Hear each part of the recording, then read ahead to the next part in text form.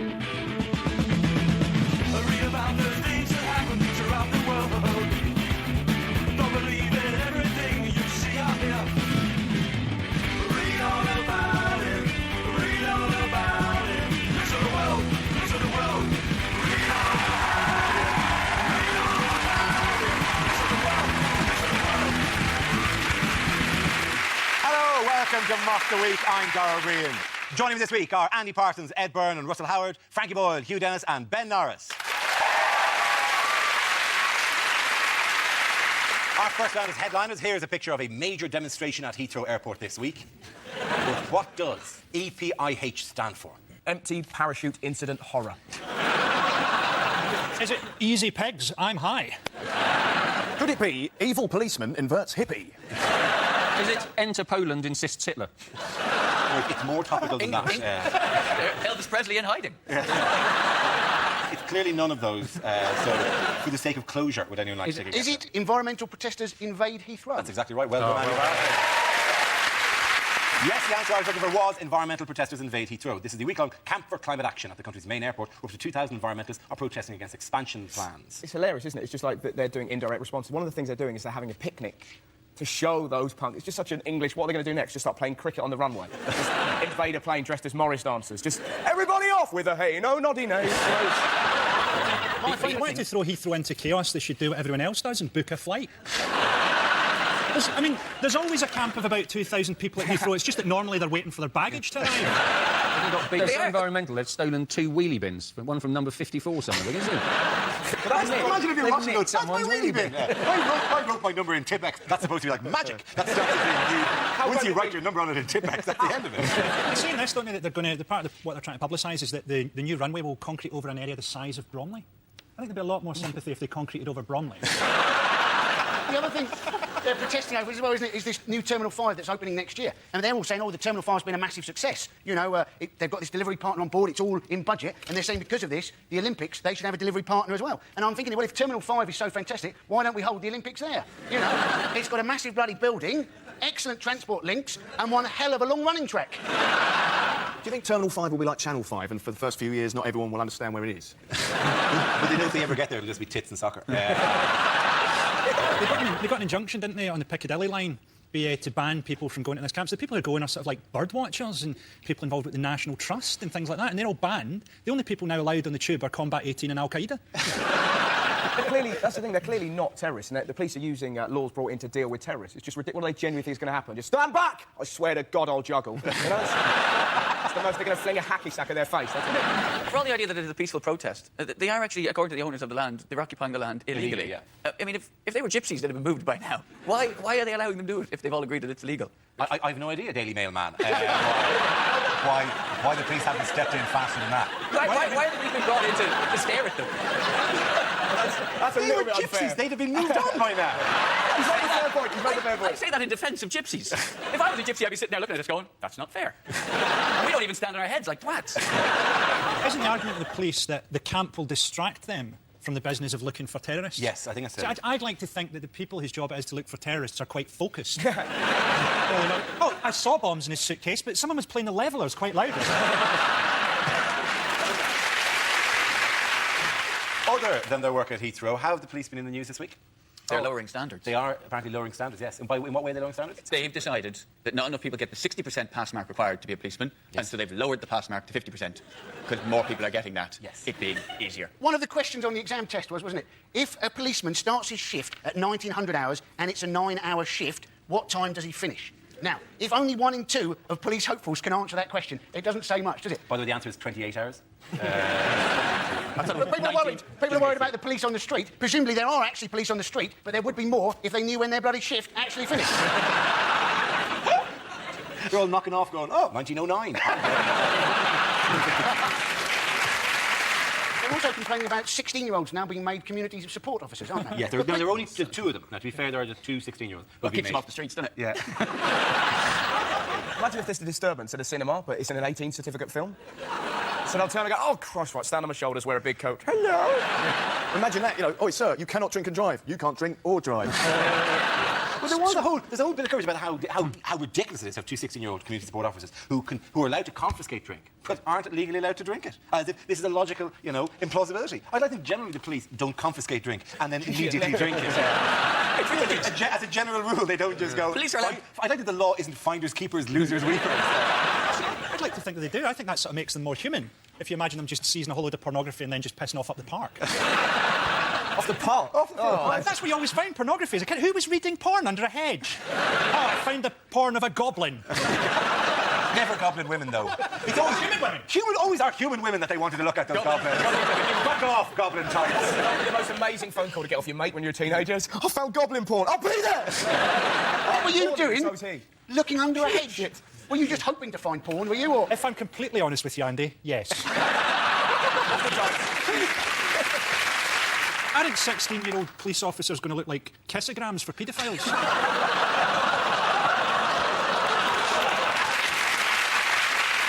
Presumably these two 16-year-old coppers will wear their helmets backwards and their trousers just below their buttocks. I was going to let you off because I've got to go in for tea, innit? Just chasing a car on Heelys, come back. So I would like you to accompany me to the station because I'm a bit frightened to go on my own. Yeah. I never thought of them on Heelys. That's lovely. The first time I saw that, right, I was in a supermarket. It was just like, when you first saw just a kid going... And this little girl, she was about 5, and I was clearly had a look, and she just looked at me, age 5, and went, I know. So fantastic. But they actually do have police on roller skates, don't they, on Hyde Park, right? And they actually had them. And then it found out that criminals could actually run across the grass and they couldn't follow them. Things would be exactly the same, wouldn't it? They're giving police trainers with little flashing blue lights in them. What do criminals do in Hyde Park, anyway? What is there to do? Well, steal a train? Mainly pornography. They're trying to lure goblin women into niche pornography. Are there rollerblading police? They're rollerblading. Yeah, Not roller inline, skating, 'cause they're inline. not like some retro cop. With giant afros. Yeah. Is that just the police's way of getting all the gay cops out of the station? Get some rollerblades. Who wants to join Lycra Squad? At the end of that round, boys go to Frankie Hewitt Band. Now we play a round called Mock Mock. Who's there? This game involves Ben, Andy, Frankie and Ed. So if you could make your way to the performance area, please. This is where we test our performance stand-up skills. We spin our news generator, it settles on a topic, and anyone can volunteer jokes about the chosen subject. OK, here we go. Let's spin the wheel. The first subject is Britishness. Who wants to come in on that? Andy Parsons. British people, we are accused of being reserved. We can get excited, can't we? I saw a bloke on a train the other day, finished his Sudoku puzzle, and in front of the entire carriage, he went... Being able to put the numbers 1 to 9 in the right order. Who's the daddy? We are also noted for our self-deprecation. Of course, only in Britain would we have a best-selling book entitled Crap Towns and then have to produce a second book, Crap Towns 2, because too many British people had written in complaining that their town hadn't made the first book.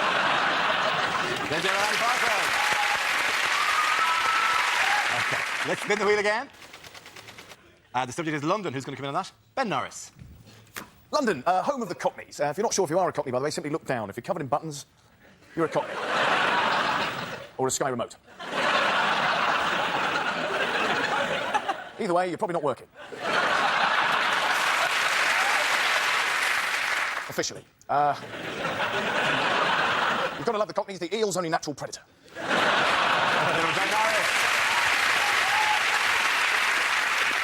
That leaves us with Ed and Frankie. The next topic, please. The next topic is addiction. Who wants to come in? Ed Byrne. I actually gave up drink for February because that's the shortest month. And I gave it up just kind of show I could do it and just clean myself out. And I was still smoking, though, which annoyed a lot of people. People were all like, what, you're not drinking, but you're still smoking. Why don't you give up smoking? Smoking's worse for you than drinking. And I'm like, I've never gotten into a fight I couldn't possibly win because I've had a Marlboro Light too many. You know? I did. And then I was on the phone with my dad, having given up drink for the month and feeling very proud of myself. And I told him about it, because I like a drink. My dad loved to drink. His dad before him, like, drinking runs in our nationality. And he was saying, when I told him I'd given it up for the month, he was like, oh, that's very interesting, because he'd read an article in this magazine. It was basically a list of warning signs that mean you may be an alcoholic. It was stuff like, have you ever injured yourself and forgotten how? Have you ever missed work as a booze? Have you ever danced with raining men by the weather girls despite being a straight man? Things like that. But one of them was, do you occasionally give up drink for a month or so just to prove you can do it? So I said, thanks for the heads up there, Dad. I'm never giving up drink again. I don't want people thinking I'm an alcoholic. OK, let's see what the final topic is. Let's spin the wheel. The topic is reality television. I think with Big Brother, they should make it more interactive. You know, press the red button now to release a tiger into the house. Press it twice for a serial killer in a hockey mask. 3 times releases John Leslie. Or play a joke on them, you know, where they hear bombs going off in the distance, helicopters going over the house, flames licking up around the fence, then nothing for a few days. And then on eviction night, Davina comes over the tannoy sounding terrified and speaking in Arabic. They said that people in India were burning effigies of Jay Goody, and they weren't. It turned out they were barbecuing a pig. Well done, Frank Royal. And point taker to Ben and Frankie.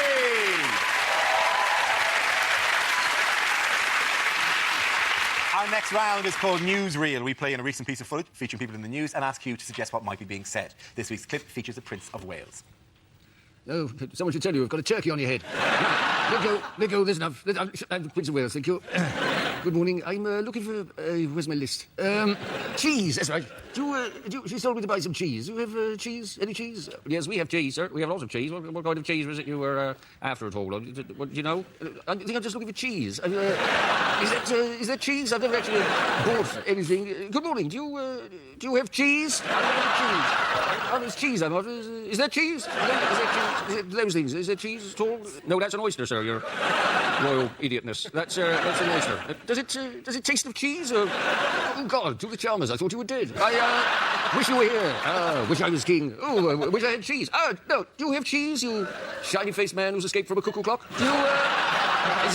Is that cheese? No, this is ham, sir. That is ham. There. That is. Is it like cheese at all? Cheese. I'm after you. See? No, that is a ham. You see? That is a pig that's been shot. You see? That's how that works. Shot. Oh yes, probably by my father. Yes. Mistook it for an immigrant. Yes. Now you can taste some of this ham if you like, sir. Come over here. Try that. Well, I like it. Well, it has magical properties. You see? You eat that, you go to a different part of the space-time continuum. That's what happens there. Yeah. Fuck me. Where's the cheese? Where's the cheese? Well done, you. This round is called If This Is the Answer, What Is the Question? On the board are 6 categories. Ben, which category would you like? Let's go politics. OK, your category is politics. The answer is 10%. What is the question? Is this the pay rise that the firemen undoubtedly deserve on both their jobs? Is it how much blood has Amy Winehouse got in her blood? Is it... Statistically, what are the chances of your wife leaving you for an albino? They're a small portion of the population, but very, very compelling. They're very highly sexed and charming. They've had to be just to survive. What is the percentage of the population who believe that their food has a party when they shut the fridge door? Is it how many people die in midsummer every day? Is it what proportion of our audience are unaware they've been abducted by aliens? What is the pass mark for a grade A GCSE? It's not. Do you know what the actual answer is? Is it what is Gordon Brown's current lead in the polls? Of course it is. Very good. Yes, the question I was looking for is how big is Labour's lead over the Conservatives this week? This is the latest opinion poll that puts the government at 42%, a 10-point lead over the Conservatives, their biggest lead since before the Iraq War in 2003. The size of the margins leading to speculation that Gordon Brown will call an autumn election. I don't understand the whole Brown thing. You know, he just seems like even more totalitarian than Blair. He's got this idea now he wants to put listening devices into lampposts to fight terrorism. Is that how terrorists work? Come, we must discuss our evil plans in this brightly lit area. We'll sing them out like a barbershop quartet. All you'd hear would be the sounds of hundreds of ukuleles. He's all pro-ID cards as well. Yep. I was going through Edinburgh this week and there's a petition against ID cards. So that's people going, we've decided we don't want the government having information on us, so we're going to send them a list of our names and addresses. Well, the ID card thing, I just can't see how it's going to work, because there's a picture of me on my driving licence counterpart, and they're terrible, those pictures. If I got pulled over by the police, even an intelligent policeman would have to go, yeah, could we? On the November election thing, though, Labour aren't going to go for a November election. They're 26 million in debt, right? And the reason they're 26 million in debt is they had all these loans given to them, didn't they? Which they hoped would turn into donations over a period of time. Then all this Lord thing sort of kicked up, and now they've got to repay all of these loans, so they're 26 million in debt. Obviously, who they need to talk to is Ocean Finance. You know, they need to consolidate all of their big loans into one easily repayable loan. And therefore, the New Year's honours list, expect Sir Ocean Finance. You've got crisis after crisis after crisis. Brown has looked, he's come out of it well. He's looked older and more senior, whereas Cameron looks increasingly like, you know, the weapon to fight a previous war, the guy they need to get rid of Blair. And now he actually looks younger and younger, like his testicles are re-entering his body. I mean, the more crises go on, it's like he looks, well, we blame the government, and then it looks like, oh, we blame the government. And eventually they're going to go, what do you think about this? And he just go, we're walking in the air.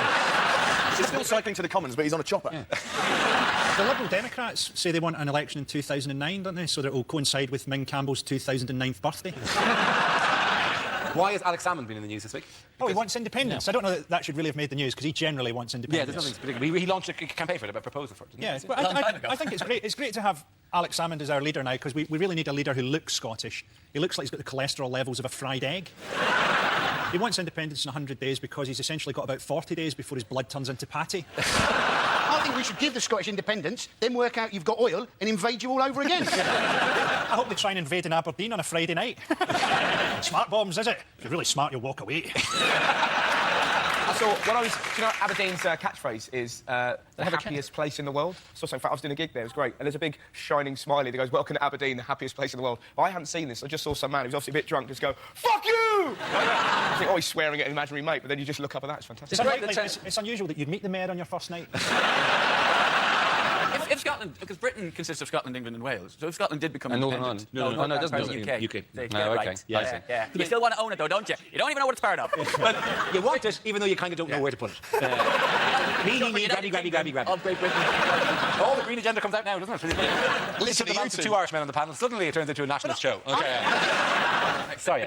Britain is currently Scotland, England, and Wales. So if Scotland was to leave and become independent, then it'd be just England and Wales. So you might as well just call it England. This is just showing the tension. Scotland should have independence. The Scots hate the English, the Irish hate the English, the Welsh hate the English, and the English hate virtually everybody else, including most of the English. All this from a country supposedly noted for its tolerance. Maybe we are. Maybe we're the most tolerant country in the world, being able to live with so many people we can't bloody stand.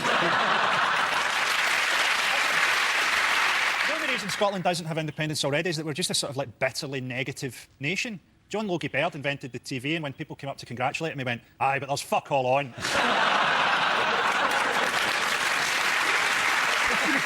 Can you imagine flicking through the channels with his remote going, Charlie, she's a bitch. Another great inventor was Alexander Graham Bell. He was Scottish, wasn't he? Yeah. Yeah. And people think he invented the telephone, but apparently it was actually a French bloke called Elisha Gray who first invented the telephone, but he forgot to patent the idea. Can you imagine that? 6 o'clock in the morning, he's soldering on the last wire in his little Paris basement flat, and it rings. What do you mean, what am I wearing? I've never worked out if we did actually invent everything, Scottish people, if we're just a nation of bullshitters. Motown, that was us. I read somewhere the other day that the paperclip was never patented. I can't help but wonder if maybe the last couple of pages of the agreement went missing. At the end of that round of points, go to Russell and Andy. Now we come to our final quickfire round called Scenes We'd Like to See. This is for everyone, so if you can make your way over to the performance area, please. I call it ideas for scenarios we'd love to see, and the performers come in with their suggestions. OK, here we go. The first subject is weird things to see on a road sign. Fancy a shack? Park and ride, 200 yards. Stop. Hammer time. You are leaving Croydon. Well done. Help me, I'm trapped in a sign-making factory. When the red lights are flashing, get down with the groove. Accident on opposite carriageway. Quick, look! Amarillo, this way. You are now leaving Trowel Services. Wish you hadn't eaten that for 26 miles. If you can read this, you've crashed into my front garden. You are entering Scotland. No salad for 200 miles. No left turn, no right turn, no entry, no reversing. Get out of the car and put your hands on your head. Do it! River ahead, which your sat-nav thinks is a road. You're lonely, aren't you, Russell?